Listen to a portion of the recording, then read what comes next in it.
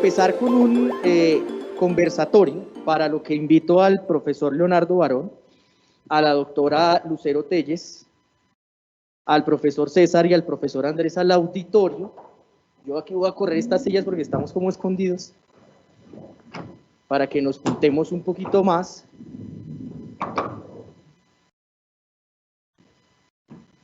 Y entonces, doctora Lucero, usted que va a ser nuestra moderadora, por favor, no, acá, para que ya quede más cómoda. Doctora. Doctor Leonardo, por aquí, bien pueda. Nosotros nos hacemos aquí más cerquita. Entonces, bueno, yo voy a hablar nuevamente de la doctora Lucero. Lo primero que es la doctora Lucero es una amiga de la casa. Y cuando digo de la casa, es amiga de César. Creo que es más amiga de César que de cualquier otro de nosotros. Pero, o sea, el domingo a las 6 de la tarde usted llama a donde está César y está en el apartamento de Lucero Telles.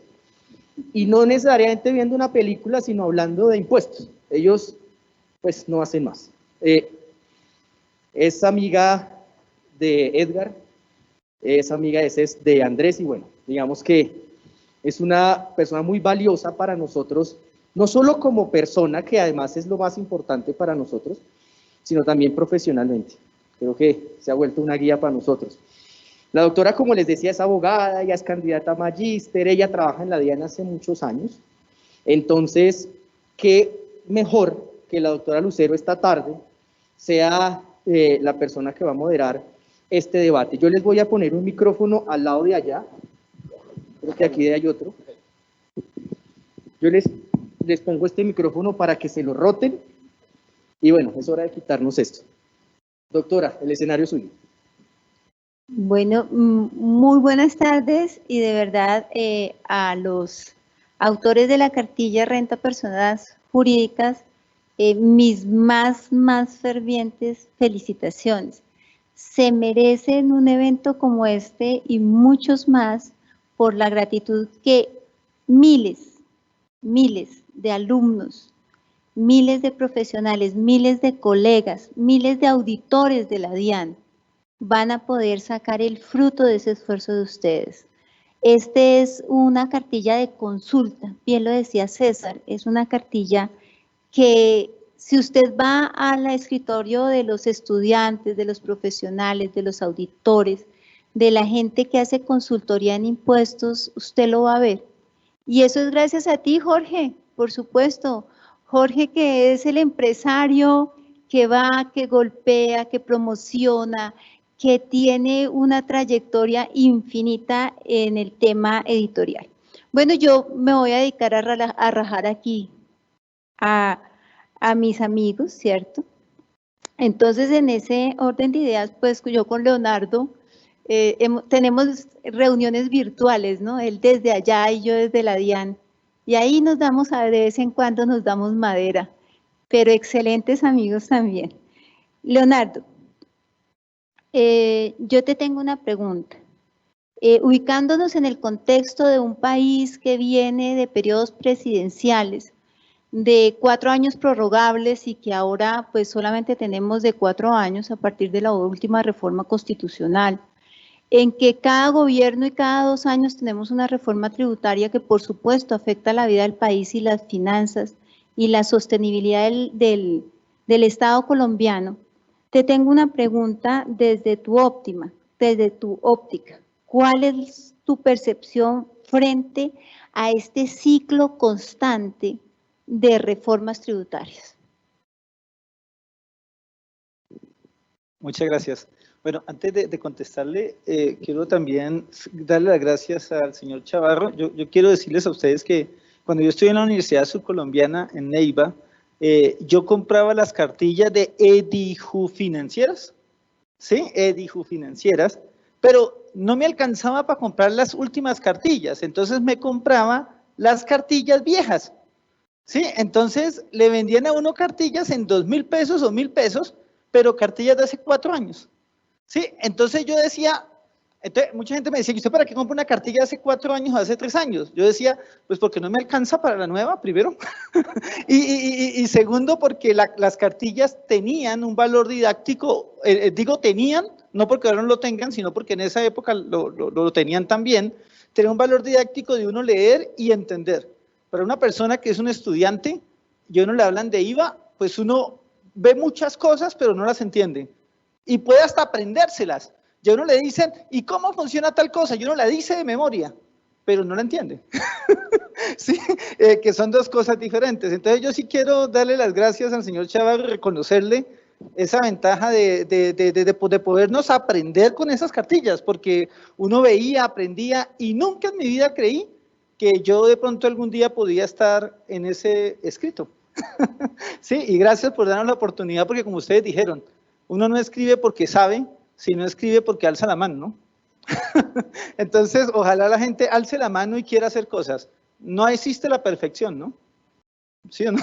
Entonces, bueno, ahora sí, yendo a la pregunta, muchas gracias. Yo considero que nuestro país tiene un problema de inestabilidad jurídica muy grande, pero no solo en el área tributaria, en todo. Es decir, uno ya no sabe ni qué hacer. Una vez hablando con un financiero me decía, ¿es tan difícil planear en Colombia? Entonces estaban haciendo una planeación para construir una carretera y entonces decía el señor, quité el impuesto del 4 por 1000 porque pues ese ya no existe, leyéndome la ley de ustedes, eso lo van a quitar en 2 años. Y entonces le decía el asesor contable, póngalo de por vida, hermano. O sea, no, pero yo no puedo poner de por vida, yo cómo voy a ir a los inversionistas a decirles que el 4 por 1000 va a estar siempre, cuando la ley tal dice que solo va a estar 2 años más.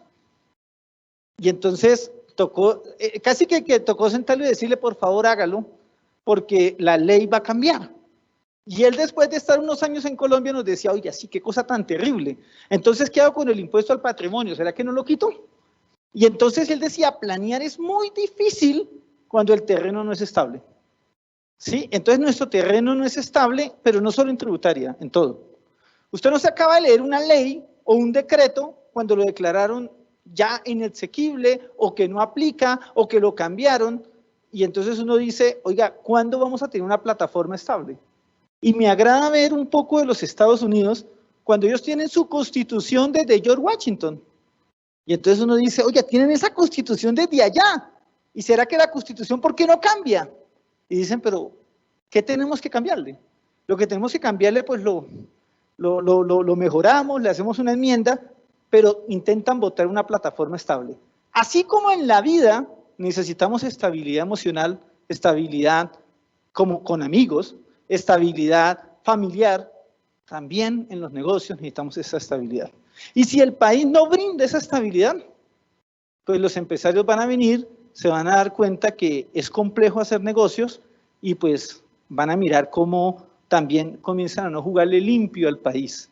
Porque cuando yo juego y veo que tú haces, que tú me cambias las reglas, yo también digo, ah bueno, aquí vamos a jugar cambiando reglas, entonces vamos a ver quién gana. Entonces creo que el país tiene que apostarle a las estabilidades y creo que es necesario alcanzar esa estabilidad. No importa que hayan reformas tributarias cada año, no importa si es que los cambios son pequeños, pero a veces estamos cambiando todo.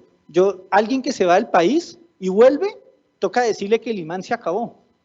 ¿Sí o no? Que el imán se acabó. Y él va a decir, pero ¿cómo así? Y entonces ahora, ¿cómo tributan las personas naturales? Por cédulas, pero ojo, depende de qué ley, porque hay unas cédulas que eran de una forma, luego unificaron las cédulas de 5 en 3. Entonces, pero tenga cuidado porque eso puede cambiar, el formulario todos los años cambia. Entonces uno, Dios mío, dice, ¿qué hacemos? Entonces necesitamos estabilidad emocional, estabilidad económica, pero también necesitamos estabilidad jurídica. Excelente, Leonardo. Sí, definitivamente yo creo que ese es uno de los cometidos y allí tanto el Consejo de Estado como la Corte Constitucional nos están colaborando a buscar por lo menos mediante sentencias de unificación hacer realidad ese gran, digamos, cúmulo de normativas que tenemos. Muchísimas gracias, Leonardo. Bueno, me tocó con el pollo. Andrés.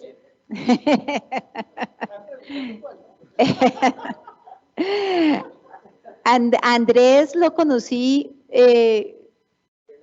un niño en la cafetería de la Sergio Arboleda. pero un niño inteligentísimo. Eso hacía proyecciones financieras que uno decía, wow.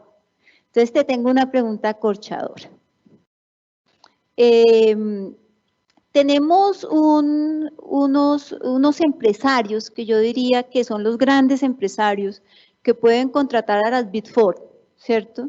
Y en la Big Four que tú trabajaste allá y sufriste la temporada de renta personas jurídicas, muchos años, tú sabes que allá cada quien hace una parte, ¿no? Entonces tienes el abogado, tienes a los contadores, tienes a los revisores fiscales, tienes a los auditores, tienes a los ingenieros de sistemas y pues wow, tienes una infraestructura inmensa.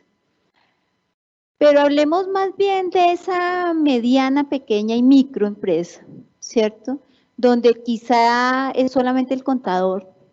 Y también hablemos desde el sufrido auditor de la DIAN, desde el sufrido auditor de la UGPP, desde el sufrido auditor de las secretarías de Hacienda. Él también es uno solito. Y de pronto en su vida ni siquiera ha vendido un lápiz. Y lo ponen a auditar empresas que venden miles de millones y no se representa el hecho económico. Entonces, desde esa perspectiva, mi pregunta es la siguiente, Andrés. ¿Tú crees que estamos preparados para hacer un control desde lo contable y lo fiscal que pueda llegar a ser un control efectivo? Es una pregunta acorchadora, sin lugar a dudas. Claro, lo que pasa es que cuando uno sale de un mundo tal vez de lo que uno entiende las Big Four, de las 4 multinacionales, de auditar el banco, pero entender que el banco no es más del 2% de la economía y que hay empresas muy importantes que generan empleo, que realmente hacen que la rueda funcione y que a ellas uno tiene que agregarle valor, es allí en la cual es importante evaluar qué está pasando en Colombia. E inclusive, mi doctora, yo creo que desde que comenzamos a escribir, es desde en el momento en el cual nosotros pensamos que la contabilidad realmente y la auditoría y demás estaba agregando valor desde marcos técnicos a nivel internacional. Tal vez el primer libro que escribimos en conjunto lo escribimos en el año 2018 y pasaba algo supremamente importante en Colombia y era que estábamos aplicando unas normas a nivel mundial. Entonces, entender un marco normativo en Colombia para preparar. Y yo amo los impuestos, pero realmente amo los impuestos porque acá mis doctores me han enseñado a amar los impuestos. Pero también pienso que el contador es contador público y así dice el título. Y el contador público prepara información útil para agregar valor al empresario. Y esos marcos técnicos normativos hoy existen y la aplicación correcta de ellos sí ayudan a hacer una planeación. Cuando uno le dice al empresario, yo le ayudo a hacer una planeación de impuestos, a disminuir desde marcos técnicos normativos los impuestos, la gente le encanta. Pero cuando usted le dice, además de esto, yo le ayudo a la toma de decisión, yo le ayudo a buscar mecanismos de financiación, tomas de decisiones, algo tan básico como una proyección, son cosas que el contador hoy está dispuesto a hacer porque existe el marco técnico normativo. Ahora, claro, posiblemente estoy hablando desde la academia, porque el marco técnico existe, pero sin lugar a dudas, hace falta, y yo creo que estos textos sirven para eso, hacen falta es el tema de la formación de la academia. No sé cuántas universidades dictan contaduría pública, cuántos técnicos profesionales salen, pero realmente el contador que entienda no el registro contable, sino el análisis de la información, creo que falta. Creo que falta más eventos, creo que falta más entender realmente el valor que da el contador al mismo. Ahora, mi doc, cuando usted me habla del tema de la fiscalización, de un tema del aseguramiento, pues es un tema que puede ser muy controvertido hoy si me meto un tema de revisoría fiscal, que seguramente no lo haré porque no es el debate de la revisoría fiscal, ni me excusan doctores lo técnico de la ley 43. Pero si uno habla de un marco técnico normativo como el aseguramiento y como ese profesional que te da un grado de seguridad sobre algo, sobre impuestos, sobre estados financieros, sobre cumplimiento, sin lugar a dudas, hoy tenemos un marco que ayuda a mitigar riesgos. Sigue el debate de la aplicación correcta del mismo. Sigue el debate de la fiscalización periódica y no de la auditoría posterior, que es un debate que hay que darlo y que hay que analizarlo, pero sin lugar a dudas, mi doc, y para concluir, yo creo que en estos momentos en Colombia existe realmente las bases para agregar valor, para hacer un buen análisis financiero, para entender que todo es muy íntegro. Imagínese un empresario decirle, yo soy experto en impuestos, pero no me pregunte nada sobre lo contable, o no me pregunte nada sobre algunos temas fiscales y demás. No, creo que uno tiene que ser íntegro y sin lugar a dudas, conectándolo con estos textos, buscamos eso. En cualquiera de los dos textos va desde un análisis 100% financiero, contable, para llegar a esa implicación de lo que también es importante para el empresario, y es saber cómo planear fiscalmente y cómo disminuir cargas a través de un buen análisis de cada una de las compañías. Excelente, Andrés. Aún me asombra verte tan joven, tan brillante. Muchísimas gracias por la exposición, totalmente de acuerdo contigo. Yo pienso que instrumentos como las cartillas que ustedes están escribiendo es también, como lo decía Leonardo, es atreverse a escribir, atreverse a plasmar esa experiencia que tienen ustedes y esa juventud también que tienen, ¿no? Inclusive, Mido, y un poco acá, hablando, es como intentarlo, sin lugar a dudas intentarlo, y seguramente estar rodeado de las personas que son, ¿no? Yo te cuento una historia, una anécdota, y es, yo tenía una cartilla que acá algunos llaman cartilla Nacho, no sé por qué, y era una guía de consolidación, y era intentar escribir algo, así fuese pequeño, o sea, intentarlo, sin lugar a dudas es partir de eso, partir de hacerse visible a través de una publicación. Esa publicación la mostré a la universidad para que fuese una cartilla. La universidad nos apoyó y en su momento fue el doctor Ignacio Gaitán, hoy presidente de Impulsa. Él mismo nos escribió en la introducción, se lo envió con el doctor Wakaneme al doctor Jorge, y ahí conocimos al doctor Jorge, y sin pensarlo, el doctor Jorge, ¿qué nos dijo? Lancémoslo, y ahí lanzamos un primer libro, ¿no? Y ya con eso de intentarlo, de vamos a agregar valor, vamos a dejar algo para los demás, creo que así parte todo, ¿no? Y así comenzamos nosotros. Y bueno, ya seguramente vamos a algunos libros y esperamos que sean muchos más. Excelente, te falta tener el hijo y sembrar el árbol. Vale.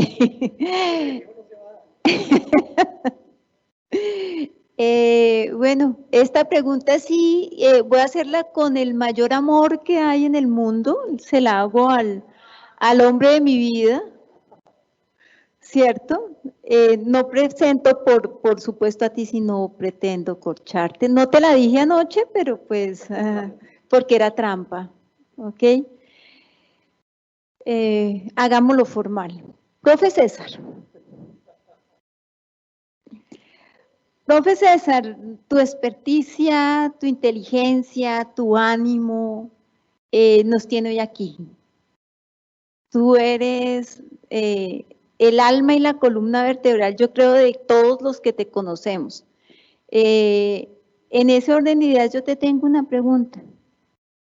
Hablando de beneficios, de rentas exentas, de deducciones, de descuentos en el ámbito tributario para los empresarios, tú lo decías en tu presentación, las empresas, las sociedades son las que son generadoras de riqueza, ¿cierto?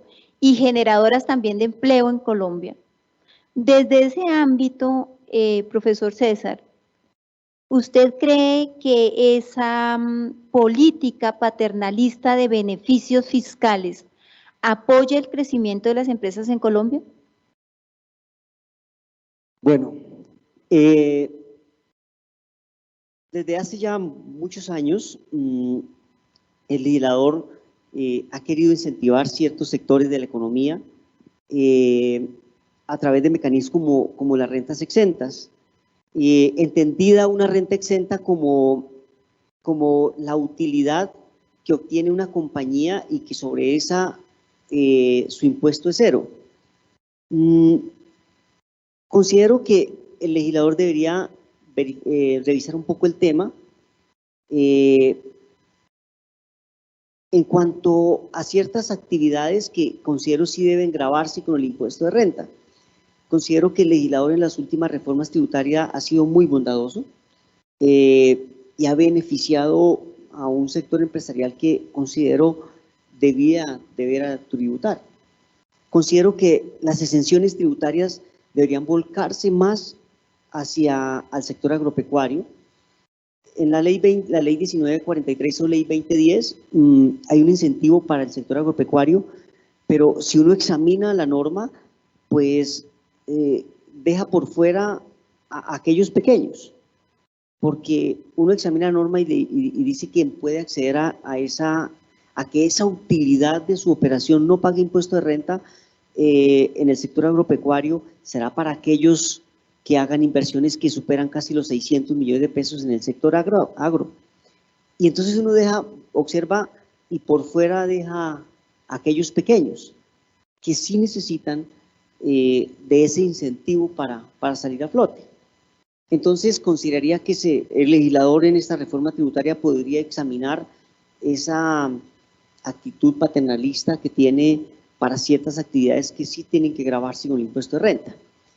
Hay otros incentivos a los cuales se puede acceder sin necesidad de que sea tan paternalista el Estado, como por ejemplo el aprovechamiento de créditos fiscales como las pérdidas fiscales que quizá muchas compañías van a tener al cierre del 2020 por el tema de la pandemia, van a tener muchísimo detrimento en su patrimonio que podrán aprovecharlo en el futuro vía compensación.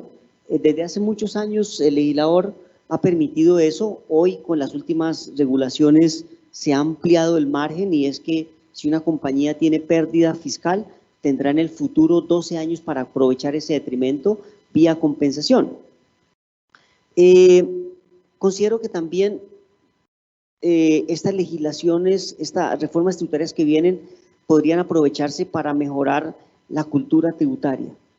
En Colombia creo que falta cultura tributaria, pero está ligada también en la medida en que no se vean reflejados los tributos en buenas obras. Para nadie es un secreto en el país el nivel de corrupción que tenemos, que es noticia de todos los días, y entonces a veces decirle a un empresario, oiga, cumpla con el deber de que Colombia es un compromiso que no podemos evadir y que la DIAN somos todos, pues cuando termina uno de darle un buen discurso a ellos y ve que se robaron todo, entonces creo que tiene que ir acompañado una buena cultura con un buen avance hacia el tema de la corrupción, de manera que al empresario no le duela contribuir. Entonces, doctora, básicamente eso era. Bueno, profesor, como siempre usted, inspirador. Muchísimas gracias. Bueno, y ahora sí le tocó al más jovencito, que es mi amigo Edgar. Ellos creen que no por la barba, pero... Sí, te hace ver mayor, pareces de 14. Te tengo yo creo que la pregunta que está a la orden del día. Estamos oyendo que estamos presentando ya un proyecto de reforma tributaria en el Congreso, que venimos de dos reformas tributarias muy recientes, la 1943 y la 2010, por efectos de la declaratoria de inexequibilidad de la primera. Eso hace repensar el tema de esa fuente de ingreso que es el impuesto, ¿no? El impuesto es fuente de ingreso y nuestra nación, nuestro territorio, el país entero, ha sufrido un año 2020, un año duro. Un año en donde si uno sale a Bogotá ve la mitad de los inmuebles en venta y la otra mitad en arriendo. Que los privilegiados que podemos decir que hoy sostenemos los trabajos que teníamos en el 2010, antes del 2010, a principios del 2020, es difícil. Yo soy una de las personas que aun cuando tú no quisiste decir que me faltan solamente 2 años para pensionarme, ¿cierto? Ya logré la meta. Cuando uno ya cumple 55 está por encima del bien y del mal y dice me faltan 2 años, yo los voy a hacer todos en home office, ¿no? Entonces eso es un privilegio porque me están preparando. Esta sí es verdaderamente un curso de preparación del trabajo en casa de los prepensionados, ¿sí o no? Y con sueldo, mejor todavía. ¿Tú crees Edgar, profesor Edgar, tú crees que alguna de las reformas que hemos estudiado nosotros hasta largas horas de la noche, desde la 1607, la 1819, la 1943, la 2010, ¿tú crees que son reformas tributarias estructurales?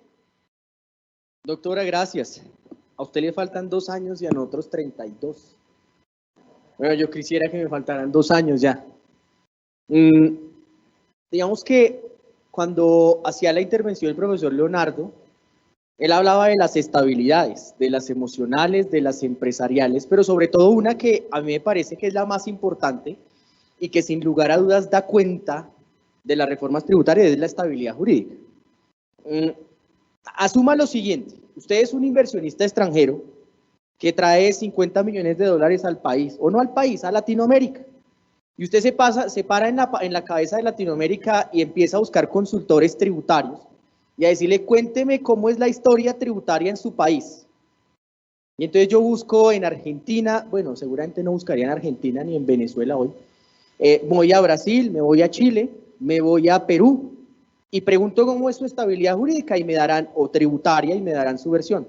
Si llegan a ITGS a preguntar por nuestra versión de cómo es la estabilidad tributaria en el país, pues lo primero que nosotros vamos a decir es que cumplimos 20 años de la reformitis. Es decir, cada 2 años en el país estamos teniendo reformas tributarias y ahora, por la inexequibilidad de la 1943, pues cada año, porque estamos en el 3er año del gobierno Duque y seguramente a mediados del año vamos a sacar una. La necesitamos, no estoy diciendo que no, lo que estoy diciendo es únicamente cómo es posible que un país que está en desarrollo como Colombia tenga reformas tributarias cada 2 años. Esto lo que significa es que a usted le están cambiando las reglas de juego cada 2 años. ¿Y a quién le gusta que cada 2 años le digan eso que usted estaba pagando al 33, ya no lo va a pagar al 33 sino al 25? Ah, pero ahí hay otro impuesto que va a ser al 9. Sobre el mismo hecho generador, sobre la misma base gravable. ¿Cómo es posible que usted después diga, oiga, le quito ese del 9, pero le vuelvo a subir la tarifa al 34 o al 33? Se hizo un esfuerzo importante con la 2010 de disminuir la tarifa del impuesto de renta, me parece que es beneficioso. ¿Y por qué me parece importante la disminución de la tarifa? Porque es que yo siento que el gobierno nacional lo que ha hecho es, oiga, yo a los generadores de empleo, que son las personas jurídicas, les voy a disminuir su carga fiscal para que usted, persona jurídica, emplee a las personas naturales, porque es como si yo le dijera que a la mitad del auditorio está desempleado y la otra mitad empleado. ¿Quiénes consumen? Los empleados. ¿Quiénes generan impuestos al consumo? Los empleados. Pero la otra mitad no. Entonces yo le digo, usted, persona jurídica, que es el generador de renta de empleos, yo le disminuyo el impuesto, pero contráteme a la otra mitad. Y lo que hace el gobierno nacional es, ustedes que no estaban contratados, vengan y paguen impuestos al consumo. Lo que va a pasar entonces es que se mueve un poco la rueda de la economía. Y a mí me parece bien. Lo que a mí me parece que es un poco nefasto para las relaciones empresario-estado es el cambio de reglas de juego cada 2 años. Usted no puede permitirse en un país que esté proyectado cambios en reforma en los tributos cada 2 años. Eso no puede pasar. Y es que no puede suceder porque sencillamente lo que usted hace es ahuyentar al inversor y suprimir al local. Suprimir al local desde el punto de los impuestos. ¿Cómo es posible que yo hoy a mi cliente en una asesoría tributaria le diga que tenemos X tratamiento para lo fiscal, pero en 6 meses le voy a decir que no, porque en junio voy a tener otra reforma tributaria? Entonces, técnicamente, mi posición es, hombre, generar unas reformas tributarias que sean tan continuas en el país, lo único que hace es que la gente no le crea al Estado. Y esto es un tema de relación directa o indirecta. ¿Qué tanto confías en el Estado para poder pagarle el impuesto? ¿Quién en Colombia, seguramente muchos, no son amigos míos, pero quién en Colombia paga impuesto de renta feliz? ¿Sí? Usted, doctora, ahora está en la DIAN, ¿sí? Pero ¿quién en Colombia paga impuesto de renta feliz? Y es solo por un tema de corresponsabilidad, ¿verdad? Lo decía también César un poco, yo tengo acá unas notas de lo que decían mis colegas, y César decía cultura tributaria. ¿Hasta dónde la cultura tributaria se vuelve importante? Hasta donde haya corresponsabilidad por parte del Estado.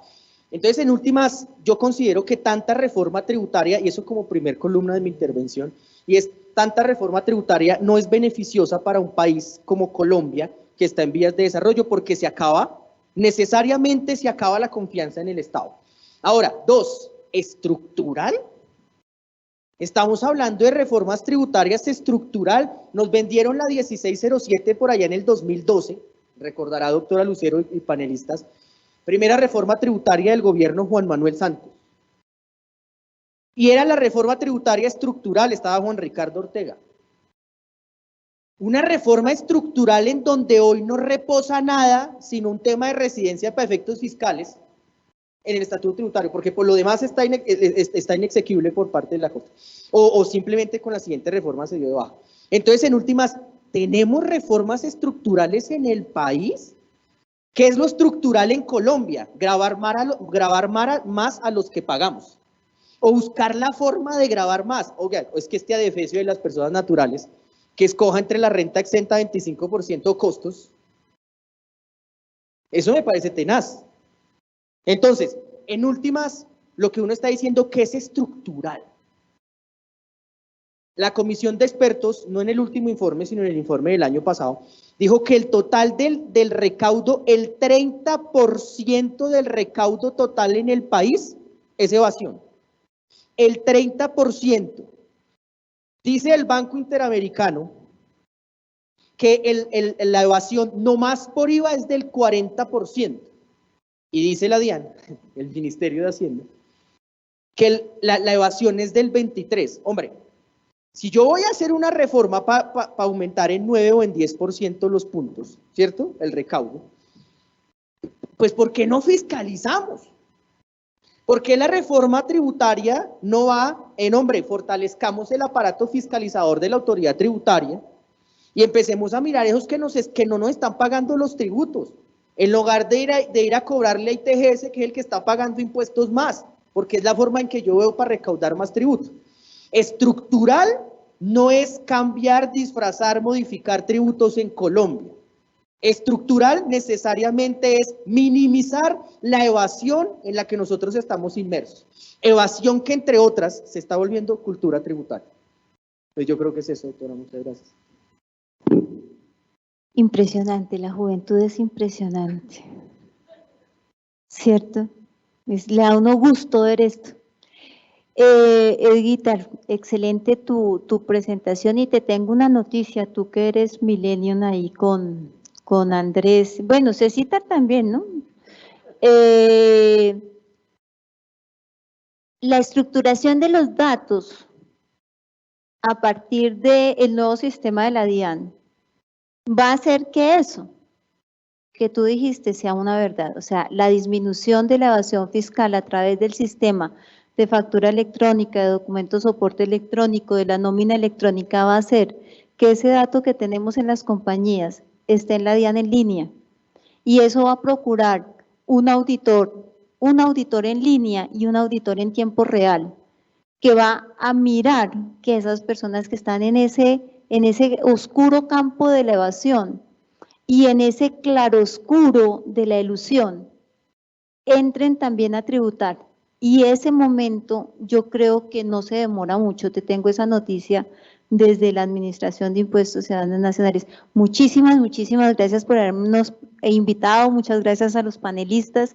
Excelentes sus exposiciones, y pues nada, nuevamente felicitarlos por ese esfuerzo académico que ustedes están haciendo con la cartilla. Muchas gracias.